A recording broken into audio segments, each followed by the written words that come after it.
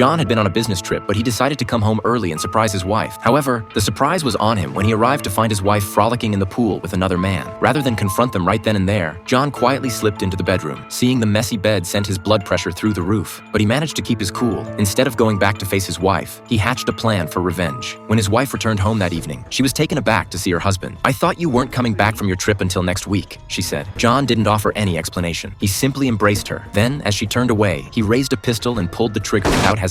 The gardener outside heard the gunshot and immediately came knocking to check on the situation. John fired 3 more shots out the window, sending the gardener running for his life. John then repositioned his wife's body, retrieved the shell casings, wiped them clean, and tossed them back on the floor. He burned his blood-soaked clothes and washed away any traces of the murder from his body. With all loose ends tied up, John didn't flee the scene. He waited for the cops to arrive, which they did before long. John insisted on speaking privately with one particular officer, the same man who had been having an affair with his wife. The officer, unaware of the victim's identity since he didn't know the wealthy man or his wife's true identity, rushed over to the body when he recognized her from the photos on the wall. Realizing she was still breathing, he turned around to find John standing behind him, gun in hand. The officer swiftly disarmed John and tackled him to the ground as backup poured in to restrain the husband. The wife was rushed to the hospital while John sat in the back of the police car, flashing an eerie grin at the officer as if everything was going according to plan. Days later at the preliminary hearing, the hotshot young prosecutor Mike, known for his 99% conviction rate, thought this was an open and shut case. They had recovered the murder weapon at the scene and the husband had already signed a confession. The trial would be a mere formality, but everyone was in for a shock with John's next moves. He waived his right to a private attorney, insisting on representing himself. He also demanded to skip the preliminary hearing and head straight to trial. Though puzzled, Mike remained confident that no case was too tough for him to crack. However, Mike was soon left dumbfounded by a call from his colleague. Analysis revealed the gun retrieved from John's house had never been fired. The shell casings found at the scene had no fingerprints. John's hands were free of gunpowder residue and his clothes had no bloodstains. There was no evidence directly linking him to the crime. Mike realized the source of John's confidence. He had made sure to cover his tracks flawlessly. Still, Mike wasn't too worried since John had signed the confession. He was certain the husband would end up behind bars.